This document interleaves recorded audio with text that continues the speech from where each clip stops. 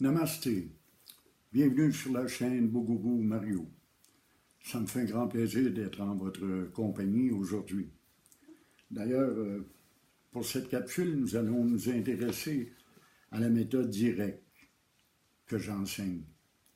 La méthode du Soham en sanskrit, ce qui veut dire « je suis » ou « je suis lui ». C'est écrit ici en sanskrit. C'est une méthode de la voie directe, une méthode qui nous conduit directement à l'expérience du divin, à l'expérience de la conscience universelle. C'est une méthode simple, très simple, mais difficile à comprendre et à pratiquer, surtout au début. Il faut s'en faire un concept, car on n'a pas le choix de passer par tous les concepts, évidemment. Il faut s'en faire une bonne idée et comprendre le principe. Ensuite, il faut s'en convaincre, comme je l'ai déjà expliqué, et finalement le rendre réel, le pratiquer, faire en sorte que ce soit permanent. Cette méthode vient d'un questionnement très profond. Qui suis-je? Le complexe corps, mental, émotion, une histoire, des conceptions, des croyances, des jugements. Est-ce là notre véritable personnalité? Voilà la question à laquelle on doit répondre. Et cette réponse, elle est simple. Je suis le soi. Je suis tout. Je suis être, conscience, félicité. Être sans être rien. Ni un homme, ni une femme, ni un mécanicien, ni un plombier, ni un retraité, ni un blanc, ni un noir, ni un objet. Un être pur. Juste le fait d'être. Je suis une conscience. Une conscience pure aussi, qui peut être sans objet, comme dans le sommeil profond. Une conscience qui peut être consciente d'elle-même. Mais on ne peut pas voir la conscience, on ne peut pas voir qui on est. Et la félicité, la béatitude, un bonheur complet qui est indépendant de toute source. Voilà notre être véritable. Où suis-je? Je suis partout, ni ici ni là. La conscience est universelle. Je suis partout dans le monde et hors du monde aussi, car je suis l'absolu, ce qu'on appelle Parabrahman. Dès lors, il n'y a plus de souffrance, car il n'y a plus personne pour souffrir. Le problème, je le répète encore, c'est l'ignorance, mais c'est l'ego. Nous croyons être un moi, un je.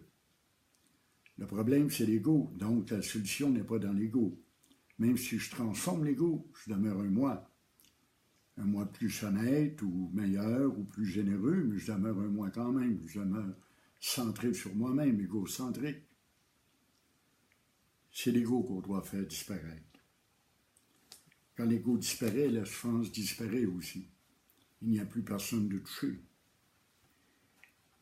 Ce qu'il nous faut rechercher par la méditation et la pratique du « je suis », c'est faire en sorte qu'il ne demeure qu'un témoin, un simple spectateur. J'aime bien l'image que j'explique parfois à des gens. C'est comme si Dieu avait une limousine et je m'assois derrière la limousine et je regarde le paysage. Dieu conduit, il conduit à sa façon. Je ne sais pas où il me conduit et quel chemin il va emprunter. Parfois, je suis porté à juger sur quel chemin il roule. Il saute des fossés, il roule dans le champ. Parfois, nous sommes sur l'autoroute et ça va très vite. Mais je laisse Dieu conduire. Moi, je regarde le paysage seulement. Je ne suis pas l'acteur. Je ne suis pas le conducteur. C'est ça, demeurer un témoin impassible et égal, toujours égal à soi-même. On n'est plus touché par les événements quand l'ego disparaît. Et l'ego peut disparaître, jusqu'à 100% dans certains cas. C'est rare, mais ça arrive.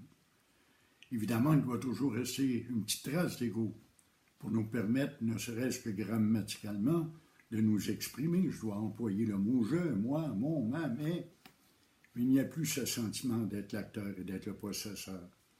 Il n'y a plus que cette sensation ou cet événement qui se produit, cet état de témoin ultime. À force de se convaincre qu'on est, sans rien ajouter à cet être, on connaît et on en fait l'expérience de l'état sans écho. Mais il faut se concentrer sur le « je suis ».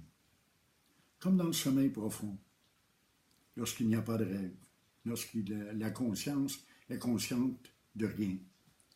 Nous sommes, je suis dans le sommeil profond, et c'est ce je suis pur et simple qui est ma propre nature, ma véritable nature. Dès lors, plus rien n'est pareil. Bien que rien ne soit différent, le monde demeure le monde tel qu'il est, mais on n'est plus impliqué dans ce monde. On n'est plus qu'un acteur, on n'est plus un acteur, on n'est plus qu'un témoin. On regarde le spectacle de la vie. Je suis rien, vide, personne. Et c'est dans ce temps-là qu'on connaît la béatitude. Quand on n'est plus rien, on est tout.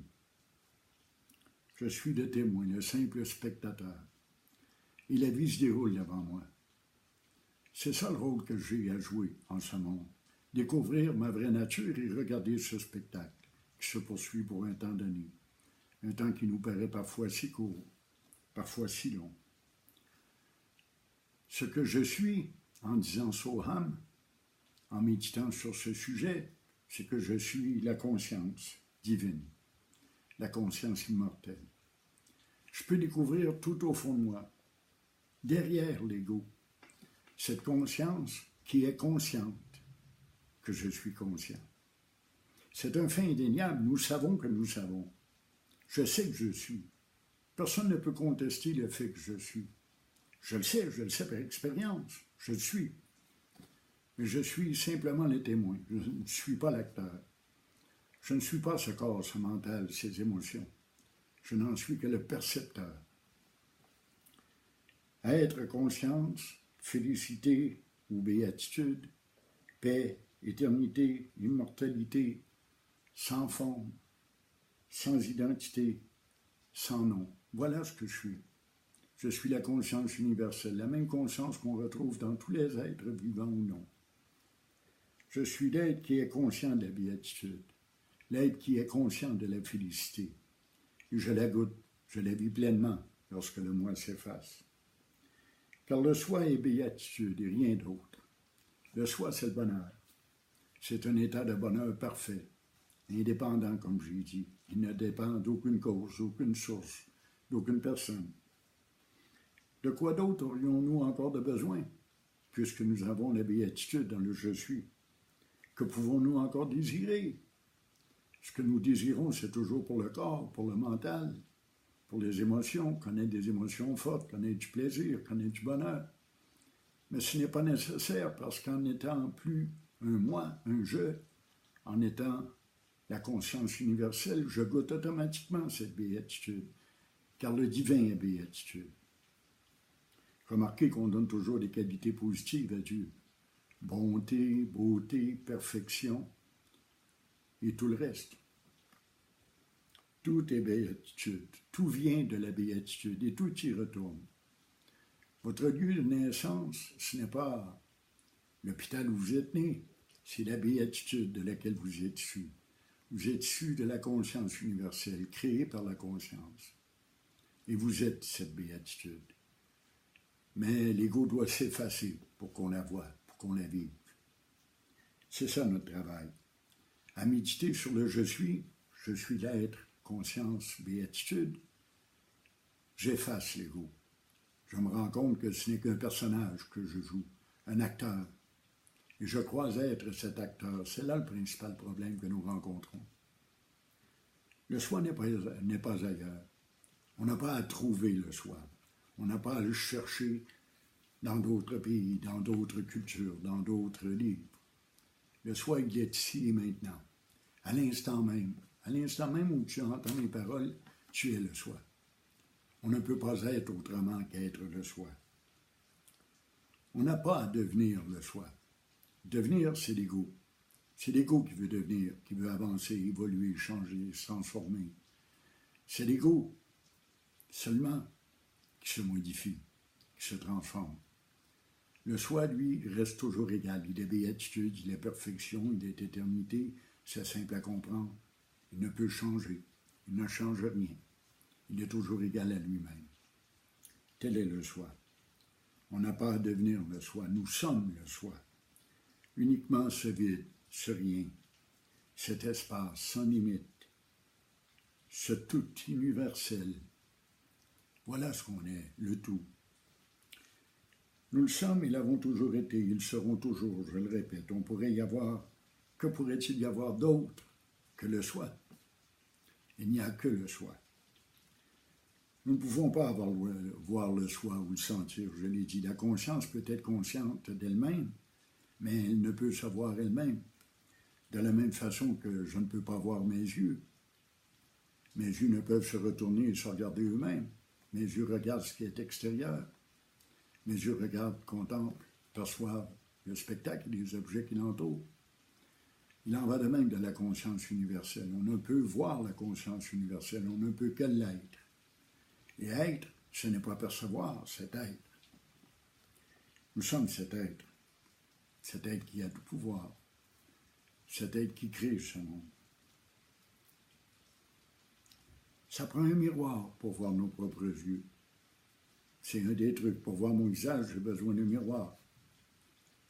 Et de même, l'univers, c'est le miroir dans lequel la conscience se regarde. L'énergie divine, le divin, se manifeste par cet univers. Et quand on regarde cet univers, c'est le divin qu'on regarde, qu'on contemple. C'est lui que l'on voit, à travers tous ces objets, à travers toutes nos perceptions. C'est toujours le soi. Bien sûr, quand on est dans l'ego, on trouve que le monde est méchant, cruel, que la vie est difficile. C'est un fait. Pour la majorité des êtres humains, la vie n'est pas un sport très plaisant. Ça demande beaucoup d'efforts, beaucoup de travail, beaucoup de persévérance. Le monde nous semble si injuste. Mais c'est le soi qui mange le soi. C'est le soi qui élimine le soi. Et c'est le soi qui se recrée, qui naît à nouveau.